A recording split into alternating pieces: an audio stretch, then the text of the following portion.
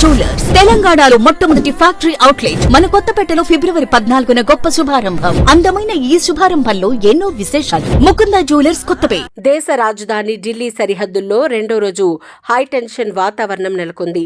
తమ సమస్యలను పరిష్కరించాలని రైతులంతా కలిసి ఢిల్లీ చలో కార్యక్రమాన్ని చేపట్టారు. రాజధానిలో ఆందోళనలకు దిగారు.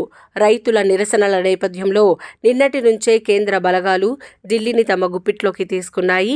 రైతులను అడ్డుకునేందుకు 144 సెక్షన్ అమలు చేస్తున్నాయి. రోడ్లపైన భారీ స్థాయిలో బారికేడ్లు, ముళ్ల కంచెలను ఏర్పాటు చేశారు. అంతేకాదు రైతులపై టియర్ గ్యాస్ ప్రయోగించారు పోలీసులు. దీంతో భారీగా ట్రాఫిక్ జామ్ ఏర్పడి వాహనదారులు తీవ్ర ఇబ్బందులు ఎదుర్కొంటున్నారు. అయితే ఆందోళనల్లో పాల్గొనేందుకు మరికొంతమంది రైతులు రానున్నారనే సమాచారంతో భద్రతా బలగాలు అప్రమత్తమయ్యాయి. శంభు సరిహద్దు గ్రామాల మీదుగా పెద్ద వాహనాలు వెళ్లకుండా చర్యలు తీసుకుంటున్నాయి. ఇదిలా ఉంటే ఢిల్లీ చేరుకున్న రైతులు నిన్న రాత్రంతా రోడ్లపైన గడిపారు. ఆందోళనల్లో పాల్గొనేందుకు వచ్చిన వారి కోసం రోడ్లపైనే ఫుడ్ ప్రిపేర్ చేస్తున్నారు. ప్రభుత్వం ఎలాంటి కవ్వింపు చర్యలకు పాల్పడినా తాము మాత్రం డిమాండ్లను తీర్చే వరకు వెనకడుగు వేసే ప్రసక్తే లేదని రైతు సంఘాల నాయకులు తేల్చి చెప్పారు.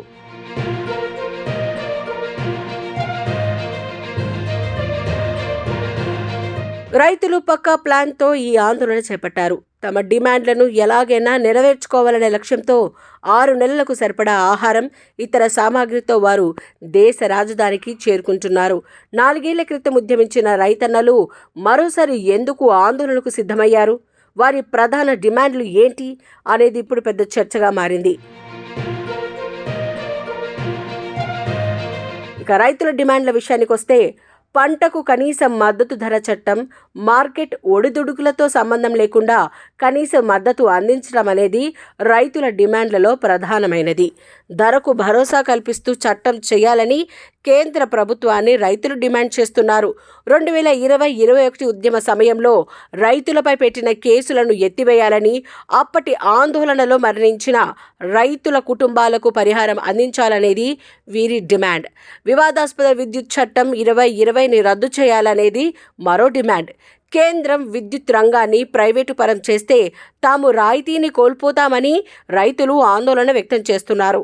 వీటితో పాటే భూసేకరణ చట్టం 2013ని పునర్వ్యవస్థీకరించడం, వరల్డ్ ట్రేడ్ ఆర్గనైజేషన్ నుంచి వైదొలగడం వంటి డిమాండ్లను రైతులు కేంద్రం ముందుంచారు. అయితే సోమవారం కేంద్ర మంత్రులతో జరిపిన చర్చల్లో ఈ డిమాండ్లపై ఏకాభిప్రాయం రాలేదు. అందుకే రైతులు ఢిల్లీలో ఆందోళన చేపట్టారు.